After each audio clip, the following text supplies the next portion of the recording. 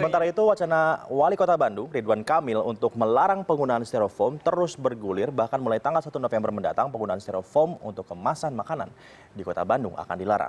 Nah, seperti biasa kebijakan-kebijakan baru ini seringkali muncul pro dan juga kontranya. Namun kebijakan larangan penggunaan styrofoam ini juga mengundang pertanyaan para pelaku industri makanan dan minuman.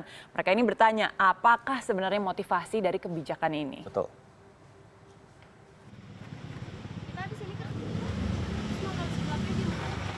Sudah sejak lama masyarakat mengenal styrofoam sebagai kemasan makanan. Mudah didapat serta murah menjadikan styrofoam pilihan menarik bagi penjual makanan.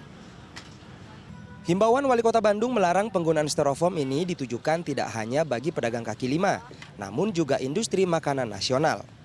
Himbauan dalam bentuk surat edaran ini juga memuat sanksi pencabutan izin usaha bagi yang melanggar. Untuk yang sifatnya industri, dalam waktu 2 minggu kita minta BPH Kota Bandung untuk menghadap pada kantor ya yang memproduksi itu untuk menghimbau agar mereka memindahkan dari styrofoam ke karton. Karena karton ini ada kan untuk susu juga kan, berarti sebenarnya alternatif itu ada dan di luar negeri udah biasa. Sanksinya kita skenariokan 3 kali teguran-teguran. Terakhir sanksinya mencabut izin ini aja, izin usaha ya. Di lain pihak, Gabungan Pengusaha Makanan dan Minuman Seluruh Indonesia (GAPMI) menentang kebijakan Wali Kota Bandung. Diperlukan dasar yang jelas untuk penerapan aturan ini. Inilah yang apapun keputusan pemerintah, saya inginkan bahwa semua itu sinkron dari pusat ke daerah. Tidak setiap daerah membuat aturan sendiri, sehingga nanti akan kacau Indonesia ini gitu. Nanti bisa dibayangkan produsen nasional di Bandung boleh ini, tidak boleh ini. Di Jakarta boleh ini, tidak boleh ini. Semua daerah mempunyai aturan-aturan yang berbeda. Apa jadinya dampaknya menurut saya akan sangat buruk bagi ekonomi kita gitu. Pelarangan styrofoam juga menjadi tantangan bagi perusahaan retail di Bandung. Selain makanan, styrofoam juga digunakan untuk mengemas buah dan sayuran. Itu satu tantangan ya buat kita semua. Karena kan sekali lagi tadi disebutkan produk nasional yang masuk ke Kota Bandung. Bagaimana mungkin kita bukan apa-apa, katakanlah misalnya melarang ya teman-teman di Kota Bandung khusus menjual produk-produk yang ya katakanlah di dalam menggunakan styrofoam begitu. Karena ini kan produk nasional, sementara aturan ini baru berlaku di Kota Bandung. Di masyarakat, kebijakan Wali Kota Bandung ini juga menuai pro kontra. Pakai styrofoam ya bisa aja, tapi kan karena sampahnya itu sebenarnya setuju juga, tapi kurang ngerti itu kalau digantinya pakai apa. Sebenarnya kan seharusnya sebelumnya kita dicarikan dulu solusinya gimana gitu, baru peraturan kita keluarkan gitu. Ya setuju aja sih, soalnya kan emang kalau menurut kesehatan emang itu nggak boleh dipakai. Sejauh ini, Badan Pengawasan Obat dan Makanan memiliki standar tentang penggunaan styrofoam. Styrofoam yang diperbolehkan hanya jenis food grade atau aman digunakan sebagai kemasan makanan. Styrofoam jenis kemasan makanan yang terdaftar saat ini paling tinggi 500 ppm dari ambang batas maksimal 10.000 ppm. Yang memang izinnya di BPOM kita memang mensyaratkan harus yang food grade, artinya harus memang yang aman untuk dikonsumsi. Karena memang yang namanya styrofoam itu kan bisa mengeluarkan zat stiren yang itu berbahaya, tetapi kami tentunya membuat standar berapa yang boleh yang masih bisa ditolerir oleh tubuh seperti itu.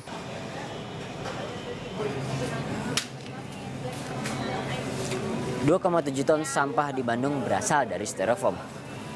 Jika kebijakan ini memiliki dasar yang kuat, tentu perlu kita apresiasi, apalagi demi kelangsungan lingkungan hidup. Tetapi perlu juga kita awasi bagaimana nanti penerapan dan implementasinya di lapangan.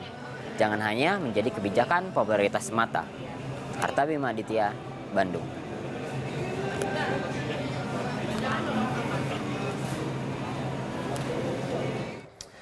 Ya memang bukan tanpa alasan mengapa penggunaan styrofoam akhirnya dilarang di Bandung. Penggunaan styrofoam ternyata cukup berbahaya ya bagi kesehatan. Iya, dan betul sekali ya, residu dari styrofoam ini ternyata dapat menimbulkan gangguan kesehatan pada sistem endokrin ini yang untuk khusus mendigest hormon dan sebagainya di dalam Betul. tubuh kita dan juga reproduksi manusia. Jadi banyak sekali akibat-akibat atau dampak-dampak kesehatan yang dirilis oleh Badan Kesehatan Dunia seperti WHO misalnya tentang kesehatan ini. Karena ada butiran stiren ya, yang menjadi bahan utama pembuatan styrofoam itu diproses dengan menggunakan benzana. Nah benzana inilah yang kemudian menjadi salah satu zat berbahaya dan bisa menimbulkan penyakit. WHO bahkan mengatakan mengancam atau memberikan ancaman kanker ya untuk styrofoam ini. Dan styrofoam ini memang tidak ramah lingkungan juga karena limbahnya ini kan tidak bisa diurai dengan mudah ya dan termasuk limbah berbahaya kelima terbesar di dunia.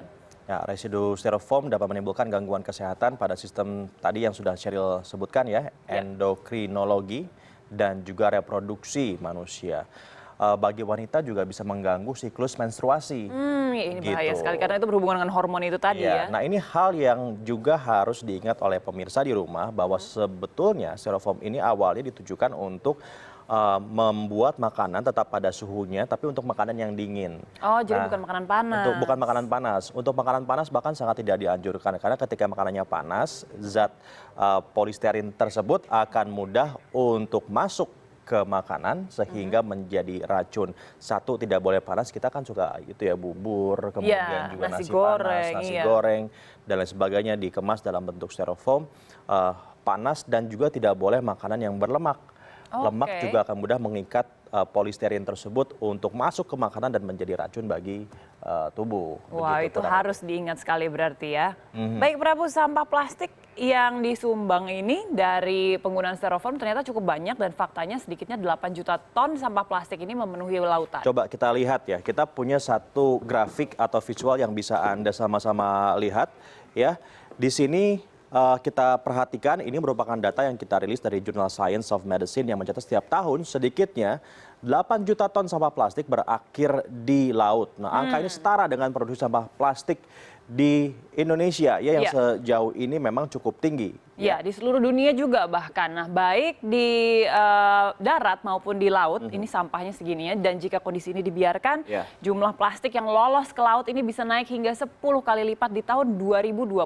Nah, bahaya itu sebabnya sekali. mengapa kampanye untuk lingkungan diantaranya adalah memberhentikan penggunaan styrofoam.